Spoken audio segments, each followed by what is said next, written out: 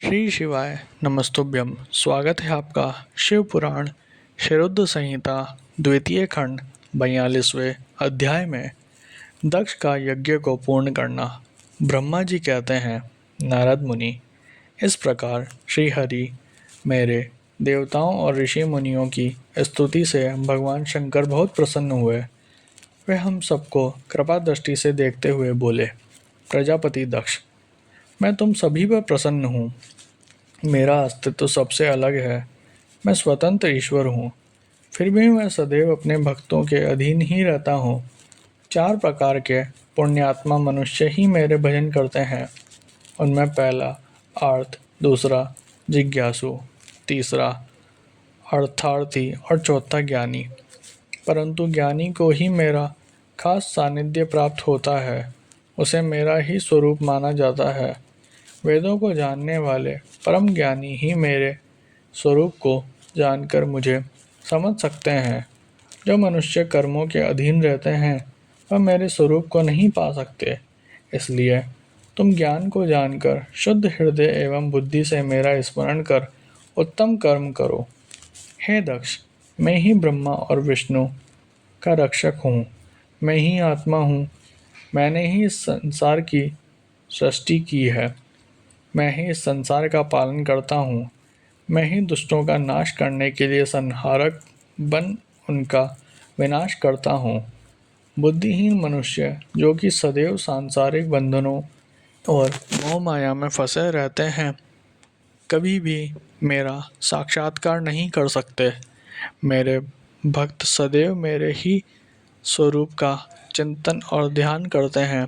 हम तीनों अर्थात ब्रह्मा, विष्णु और रुद्रदेव एक ही हैं। जो मनुष्य हमें अलग न मानकर हमारा एक ही स्वरूप मानता है, उसे सुख, शांति और समृद्धि की प्राप्ति होती है। परंतु जो अज्ञानी मनुष्य हम तीनों को अलग अलग मानकर हम में भेदभाव करते हैं, वे नरक के भागी होते हैं।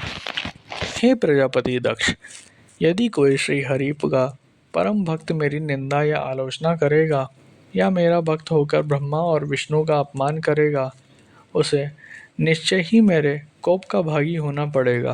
तुम्हें दिए गए सभी शाप उसको लग जाएंगे।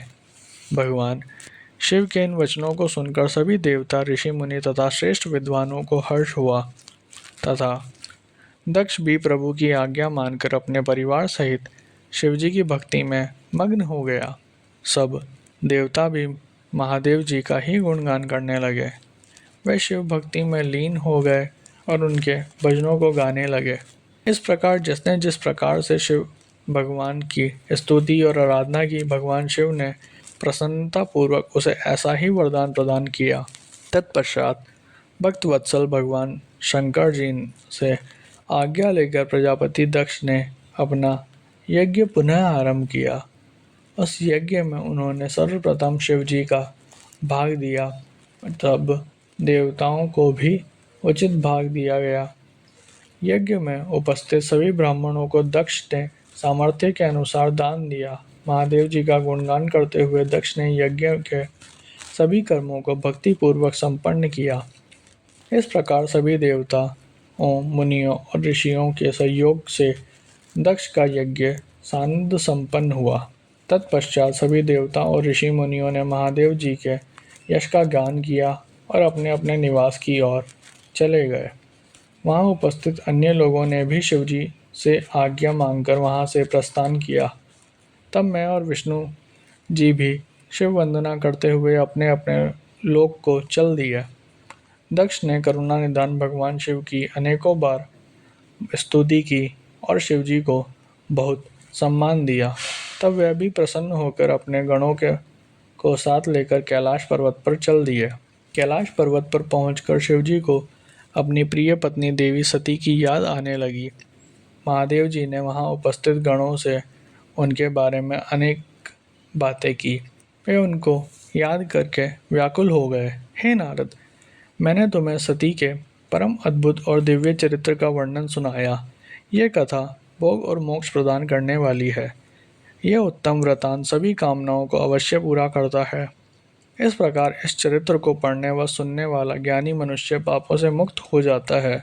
उसे यश, स्वर्ग और आयु की प्राप्ति होती है। जो मनुष्य भक्तिभाव से इसे कथा को पढ़ता है उसे अपने सभी सत्कर्मों के फल की प्राप्ति होती है। श्री रुद्र संहिता द्वितीय खंड संपूर्ण।